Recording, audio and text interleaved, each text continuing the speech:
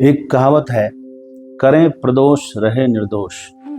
प्रदोष व्रत इस बार श्रावण शुक्ल पक्ष का जो प्रदोष है वो 25 अगस्त 2026 को है। और प्रदोष किसे कहते हैं? शिव पुराण में आया है कि प्रदोष लगता है जब त्रयोदश्याम तथो सायं प्रदोष प्रकृतितः। जब सायं काल में क्या हो, प्रदोष समय में, प्रदोष काल में त्रयोदशी तिथि विद्यमान हो तो उस दिन प्रदोष का व्रत माना जाता है। अब प्रदोष काल में ही भगवान देवादिदेव महादेव ने, हमारे भगवान ने विष पान किया था और जगत को निर्दोष कर दिया था, दोष रहित अर्थात दुर्घटना से शून्य कर दिया। बहुत बड़ी दुर्घटना होने वाली थी, उस विष के प्रकोप से सब संसार जल जाता, लेकिन महादेव ने विष पान करके सबको दोष मुक्त किया। तो इसीलिए उस वेला का नाम है प्रदोष काल। तो आइए, प्रदोष काल के व्रत से होगा क्या, यह भी आप जानिए, और इसकी विधि क्या है, कितना महत्व है, जीवन में कितना प्रदोष करना चाहिए और कैसे इसका उद्यापन करें, कब उद्यापन करें, ये सब हम संक्षेप में बातें करेंगे। आप प्रेम से इसको पूरा सुनिए। लिखा है, प्रदोषे यह करोत्यर्चाम शंकरस्य महात्मनः सर्व पाप विनिर्मुक्तः शिवलोकम अवाप्नुयात्। प्रदोष काल में जो व्यक्ति शिव जी की पूजा करता है वह सभी पापों से मुक्त होकर के भगवान को प्रिय होता है। त्रयोदश्याम तु संप्राप्ते प्रदोषे नियतः शुचिः। जब प्रदोष काल उपस्थित हो, त्रयोदशी तिथि उपस्थित हो, तो शुचि यानी पवित्र होकर के, स्नान करके पवित्र होकर के कहाँ जाना चाहिए? पूजयेत पार्वतीनाथम। पार्वतीनाथ भगवान महादेव के पास जाकर उनकी पूजा करना चाहिए। सर्व काम फलप्रदम, जो भी आपकी कामना हो, पुत्र की कामना हो, धन धान्य कामना हो, ऐश्वर्य कामना हो, अभी हम सब जानेंगे कौन से प्रदोष से क्या फल प्राप्त होता है, यह भी चर्चा हम शास्त्र सम्मत बातें करेंगे। तो देखिए, लिखा है, यदा त्रयोदशी कृष्णा सोमवारेण संयुता।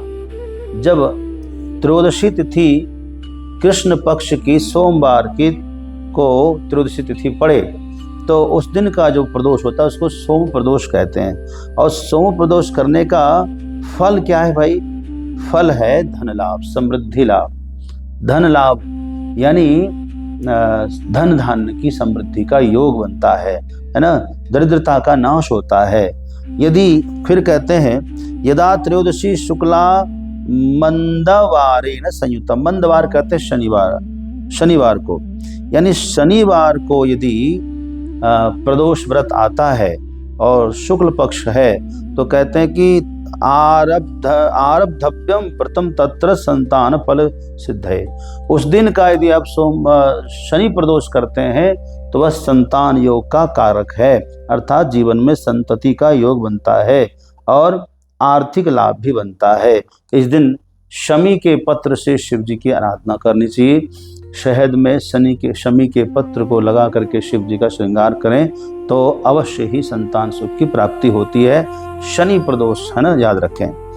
और उसके बाद कहते हैं, ऋण मोचनार्थम तो भौमवारेण संयुता। यदि कर्ज लिए हुए हैं, कर्ज चुका नहीं पा रहे हैं, कोई भी लोन लिए हुए हैं, कर्ज ले किसी प्रकार का लोन लिए हैं, किस्तों से परेशान हैं, तो भौमवार यानी मंगलवार को, शुक्ल पक्ष को, यदि शुक्ल या कृष्ण किसी भी पक्ष में यदि मंगलवार को प्रदोष आता है तो उस प्रदोष को आप करिए।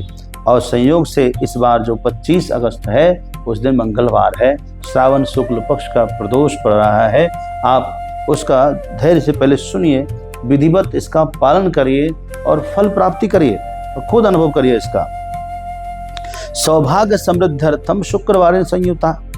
कहते हैं कि किसी का विवाह नहीं हो रहा, कुंडली में ग्रह दशा उच्च की नहीं हो रही है, विवाह का मंगल महोत्सव का मुंह नहीं देख पा रहे हैं, घर में बार बार समस्या आ रही है, तो सौभाग्य की प्राप्ति के लिए, विवाह की योग बनाने के लिए, अथवा वैवाहिक जीवन में संतान योग बनाने के लिए, अथवा वैवाहिक जीवन तो है लेकिन प्रेम नहीं है परस्पर, तो ऐसी स्थिति में आप जो है शुक्र प्रदोष आए उस दिन आप व्रत का प्रारंभ करिए और करिए सभी व्रत, सभी प्रदोषों को। लेकिन हम ये बात इसलिए कह रहे हैं कि जो कामना हो उस कामना से उसी दिन आप प्रदोष को शुरू करिए।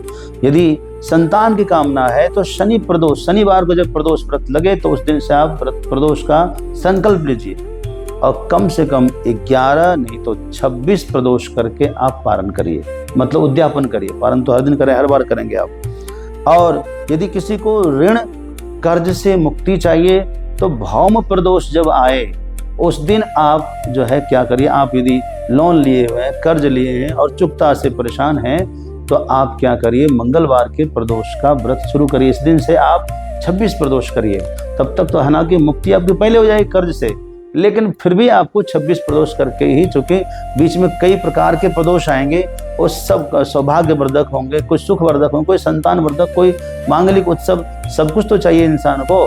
इसलिए सारे प्रदोषों करिए, 26 प्रदोषों को आप कर डालिए, लेकिन शुरू इस दिन से करिए। यदि आप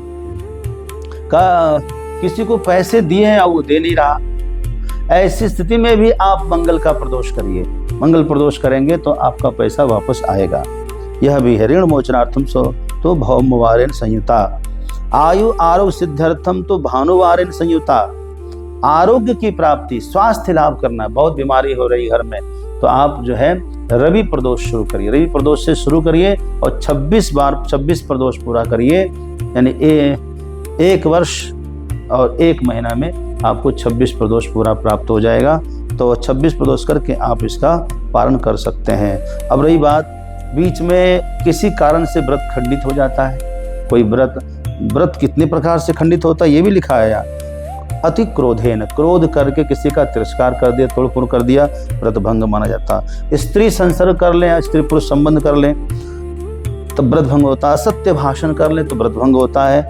दिन में सो जाए तो व्रत भंग होता है। भोजन कर लें, जब भूख लगे और भोजन कर ले तो व्रत खंडित हो जाएगा। तो इन सब स्थिति में यदि व्रत भंग हो गया तो आपको प्रायश्चित करना पड़ेगा। 3 दिन तक उपवास करना पड़ता है, तब व्रत में कंटिन्यू माना जाता है। तो आप सावधान रहें, ये गलती ना करें। असत्य भाषण आपको नहीं करना, सवेरे लिख लेना है, तभी ना फल प्राप्त होगा। लिखिए कि हमको झूठ नहीं बोलना है आज। तो असत्य भाषण, स्त्री संसर्ग नहीं करना इस दिन, है ना, पति पत्नी संबंध नहीं करना है, क्रोध नहीं करना इस दिन, और इस दिन में सोना नहीं है और भोजन नहीं करना। बस इतना नियम यदि पालन कर लेते हैं, 1 2 3 4 और 5 नियम का आप कड़ाई से पालन करिए। लिख लीजिए, प्रदोष यदि संकल्प लिए हैं तो आप लिख लीजिए, नहीं करना है। व्रत भंग हो गया, अब अगले व्रत फिर आप पकड़ लीजिए। तो क्या करना है आपको, अगला व्रत पकड़ लेंगे तो ये इस दिन का तो चूक हो गया, फिर आप गिनती कर लीजिए 26। तो कंटिन्यू आप 26 पूरा करिए, फिर आप उद्यापन करिए। अब आइए, इस प्रकार यदि बुधवार को करते हैं तो आप ज्ञान और करियर लाभ प्राप्त होता है। करियर के लिए आप नौकरी प्राप्त करना है किसी को तो क्या यदि व्रत करना चाहे तो प्रदोष व्रत कब करें, जिस बार बुधवार का प्रदोष हो, है ना, बुधवार का दिन हो, शाम के समय, सूर्यास्त के समय, त्रयोदशी तिथि हो, तो वह बुध प्रदोष कहलाता है। उस दिन से आप प्रदोष व्रत का संकल्प लीजिए, 26 प्रदोष करिए।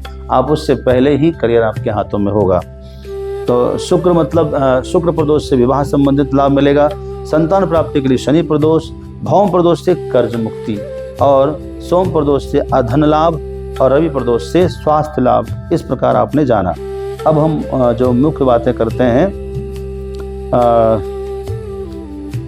व्रत करें और पारण से पहले एक ब्राह्मण को भोजन अवश्य कराएं, और भोजन करा करके उनके हाथों में अक्षत दे दें, चावल दे दें, और कहें कि आप आशीर्वाद के रूप में चावल मेरे ऊपर छींट दीजिए। आप पति पत्नी बैठ जाइए, प्रणाम करके वो ब्राह्मण आशीर्वाद देते हुए चावल छींट देंगे। उनको दक्षिणा अवश्य प्रदान करें, उनको प्रसन्न अवश्य कर जाते समय करें।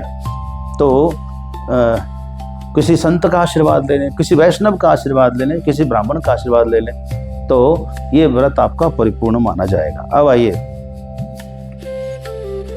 लिखा है कि कितने बजे प्रदोष का पूजन करना चाहिए। सूर्यास्त मानोत्तरम त्रिमुहूर्तात्मकम प्रदोष व्यापनी त्रयोदशी ग्राह्या। अर्थात सूर्यास्त कब हुआ देखिए, सूर्यास्त से 48 मिनट तक पूजा का मुहूर्त होता है।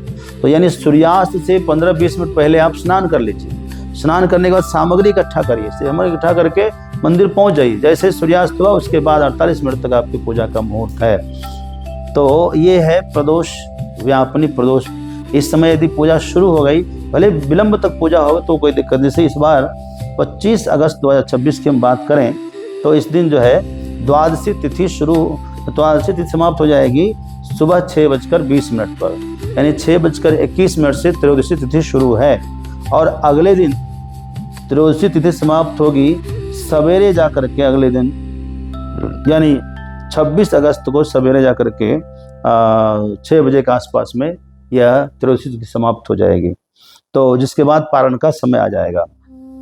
इस दिन जो है आयुष्मान योग है। तो आयुष्मान योग है सुबह 7:41 तक, उसके बाद सौभाग्य योग है। तो इस दिन यदि आप प्रदोष व्रत करते हैं तो जीवन में सुख समृद्धि का योग बनता है। अब आइए, इस दिन 25 अगस्त 2026 को सूर्योदय है 5:59 पर, यानी 6 बजे पर सूर्योदय है, और सूर्यास्त है 6:47 पर, यानी 6:47 के बाद आप पूजन करेंगे। 9 बजे तक आप पूजन करें तो कोई दिक्कत नहीं है। अच्छा, इस दिन और क्या करें?